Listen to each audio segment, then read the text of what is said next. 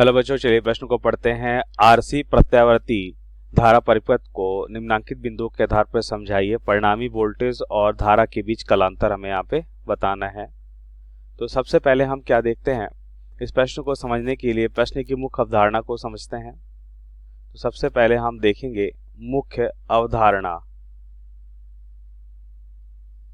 मुख्य अवधारणा तो हमें यहाँ पे सबसे पहले क्या समझना होगा, आरसी परिपथ क्या होता है। आरसी परिपथ, तो आरसी परिपथ को समझते हैं। हम देखते हैं कि जब किसी परिपथ में एक प्रत्यावर्ती स्रोत भी और उसके साथ संधारित्र और प्रतिरोध जुड़ा हो तो यह परिपथ कैसा परिपथ कहलाता है, आरसी परिपथ कहलाता है। तो हम लिखते हैं कि जब किसी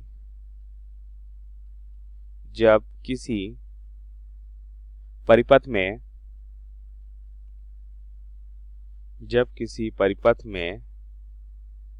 एक प्रत्यावर्ती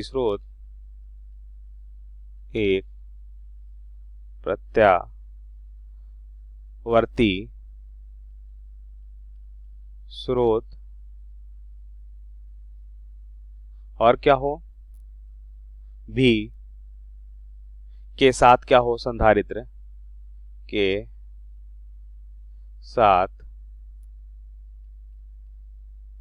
संधारित्र C तथा प्रतिरोध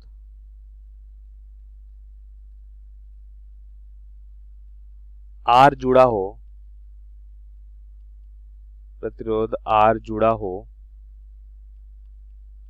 तो यह परिपथ आरसी परिपथ कहलाता है। तो यह परिपथ आरसी परिपथ कहलाता है। कैसा परिपथ कहलाता है, आरसी परिपथ कहलाता है। अगर इसे हम एक चित्र से समझें तो ध्यान से देखिए। हम सबसे पहले हम यहाँ पे क्या लेते हैं,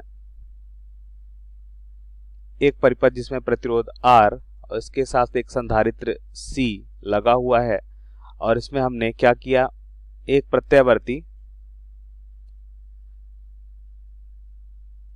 स्रोत भी को जोड़ दिया। तो यह परिपथ जो कहलाएगा वो आरसी परिपथ कहलाता है।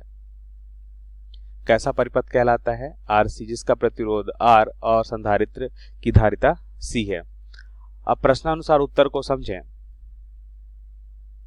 प्रश्नानुसार उत्तर को समझते हैं।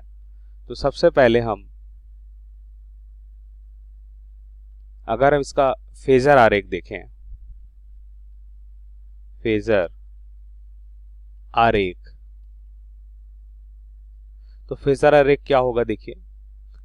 अगर हम इस परिपथ में अगर आई धारा प्रवाहित हो रही है, हम ऐसा माने कि इसमें आई धारा प्रवाहित होती है, तो ये परिपथ कैसा है, श्रेणी क्रम में है, R और C। तो हम देखेंगे कि दोनों में धारा एक ही दिशा में होगी और एक ही दिशा में होने के कारण हम मान लेते हैं कि धनात्मक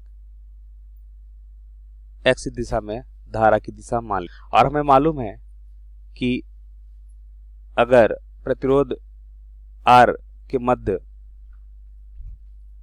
विभव भी R है तो प्रतिरोध तार में विभव और धारा एक ही दिशा में होता है, इसलिए दोनों एक ही दिशा में हमने बना लिया। अब संधारित्र के मध्य अगर हम विभव मानते हैं C, तो क्या हम जानते हैं कि संधारित्र में बहने वाली जो धारा है वह संधारित्र के वोल्टेज से क्या होता है, 90 डिग्री अग्रगामी होता है। धारा क्या होता है, 90 डिग्री वोल्टेज से अग्रगामी होता है।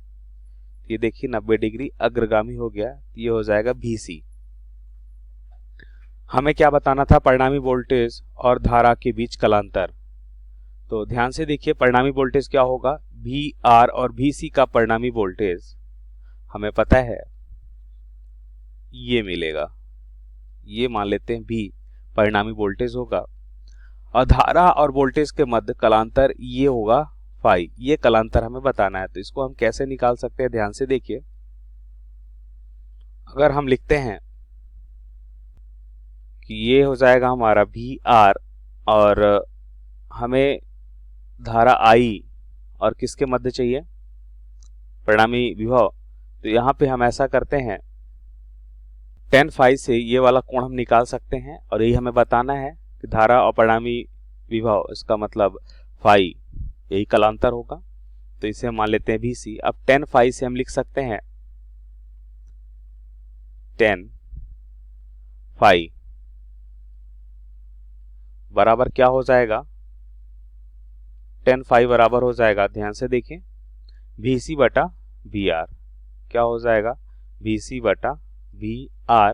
इससे हम और क्या लिख सकते हैं, तो tan फाई बराबर हम लिख सकते हैं, VC को हम क्या लिखेंगे, I इंटू XC। ये क्या होता है, I धारा और XC क्या हो जाएगा, धारती प्रतिघात हो जाएगा, ये I इंटू R। तो इसको हम क्या लिख सकते हैं, tan फाई बराबर XC बटा R।